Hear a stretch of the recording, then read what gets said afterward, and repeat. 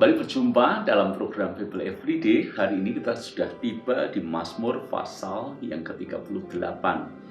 Mazmur pasal yang ke-38 ini ditulis oleh Daud dan dia menceritakan salah satu fase-fase tersulit di dalam kehidupannya. Kalau kita membaca ayat-ayat ini, memang seolah-olah bahwa Daud sedang mengalami sakit. Sehingga kalau dari judul perikopnya adalah doa pada waktu sakit. Tetapi tidak ada ahli Alkitab yang berani memastikan apakah ini benar-benar penyakit secara fisik, ataukah sebetulnya ini adalah sebuah ungkapan atau sebuah simbol bahwa Daud mengalami masa-masa yang sulit di dalam kehidupannya. Dan kalau sakit secara fisik, penyakitnya apa, juga tidak disebutkan dari ayat-ayat ini. Tetapi semuanya sepakat bahwa di Mazmur 38 ini merupakan salah satu masa pergulatan hidup yang cukup berat yang dialami oleh Daud. Sehingga kalau kita membaca ayat yang ke-6 misalnya, Alkitab menulis, luka-lukaku berbau busuk, bernanah oleh karena kebodohanku. Jadi luka-lukanya bahkan berbau busuk. Artinya apa yang dialami oleh Daud ini sungguh-sungguh parah. Sungguh-sungguh akibatnya sampai sedemikian menjijikkan. Dan Daud sendiri bahkan menggambarkan itu seperti nanah. Bagaimana atau mengapa Daud mengalami akan hal ini? Daud berkata, bernanah oleh karena kebodohanku. Artinya ada satu tindakan yang dilakukan oleh Daud dan itu akhirnya berakibat fatal. Tindakan bodoh, tindakan sembrono, tindakan serampangan, tapi akibatnya luar biasa. Saya secara pribadi menafsirkan Mazmur 38 ayat yang ke-6 ini mungkin pada waktu Daud berbuat zina dengan Batsyeba. Itu adalah salah satu kebodohan terbesar yang dilakukan oleh Daud dan akibatnya mengerikan. Akibatnya menjijikkan. Nanti Anda baca sendiri, setelah Daud jatuh dalam perzinahan, apa yang terjadi?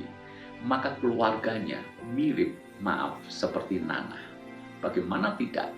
Keluarga Daud yang harusnya terhormat, tetapi menjadi sangat menjijikkan. Anaknya yang satu memperkosa anaknya yang lain. Yang lain tidak terima dan membalas dendam, membunuh saudaranya sendiri. Belum puas sampai di situ, anaknya mengkudeta ayahnya sendiri, yakni Absalom mengkudeta Daud. Tidak hanya sekedar mengkudeta, tapi Absalom dengan pengaruh dan karismanya, dia bisa menarik banyak orang untuk mengikut dia, untuk memusuhi ayahnya. Bahkan orang-orang kepercayaan Daud pun ditarik oleh Absalom untuk memusuhi Daud sendiri. Karena itu ayat yang ke-12, Daud menulis seperti ini. Sahabat-sahabatku dan teman-temanku menyisih karena penyakitku, dan sanak saudaraku menjauh. Daud sendiri mengakui bahwa sahabatnya atau orang-orang terdekatnya, teman-temannya meninggalkan dia. Kenapa meninggalkan dia? Karena Daud sendiri sedang berada dalam himpitan, dalam posisi terjepit, dalam posisi lemah. Itulah yang menjadi sebuah pergulatan hidup Daud. Tetapi bagaimana Daud bisa mengalami titik balik? Bagaimana Tuhan memulihkan keadaan Daud? Ini yang perlu kita pelajari. Ayat yang ke-19. Ya, aku mengaku kesalahanku. Aku cemas karena dosaku. Lagi-lagi di sini Daud mengakui bahwa itu semuanya terjadi karena dosa yang telah dilakukannya. Karena dia berbuat salah di hadapan Tuhan. Dan juga dia berbuat salah terhadap orang-orang yang sudah setia kepada dia. Khususnya suami Batsyeba, yaitu Uria, prajurit yang begitu setia, tapi Daud mengkhianati kesetiaan orang-orangnya sendiri. Ayat yang ke-23, Daud berkata kepada Tuhan, segeralah menolong aku, ya Tuhan, keselamatanku. Apa yang kita bisa pelajari dari Mazmur 38? Bahkan sosok Daud pun tidak sempurna. Dia berbuat dosa, dia berbuat kesalahan. Tapi hal ini tentu saja Tidak membuat kita harusnya berpikir kalau Daud bisa berbuat dosa, saya pun wajar kalau saya berbuat dosa. Tentu cara pikirnya tidak seperti itu. Tetapi yang perlu kita tahu adalah ketika kita berbuat salah, ketika kita sadar bahwa kita telah jatuh dalam dosa, maka kalaupun ada akibat yang menyertai, kita harus menerima segala akibat dan konsekuensi. Disiplin Tuhan itu baik, yaitu untuk mengingatkan dan menyadarkan kita bahwa kita telah berdosa.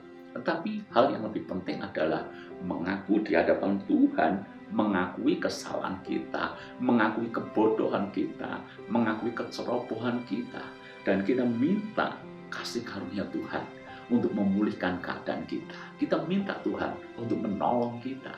Kita minta Tuhan sekali lagi, Tuhan mengangkat kita dari keterpurukan ini. Itulah isi daripada Mazmur pasal ke-38.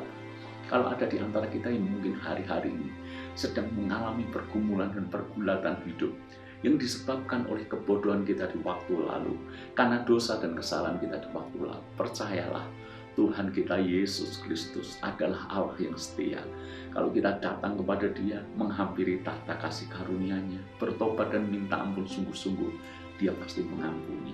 Dia pasti memberikan kesempatan yang baru buat kita. Dia pasti menolong dan memulihkan keadaan kita.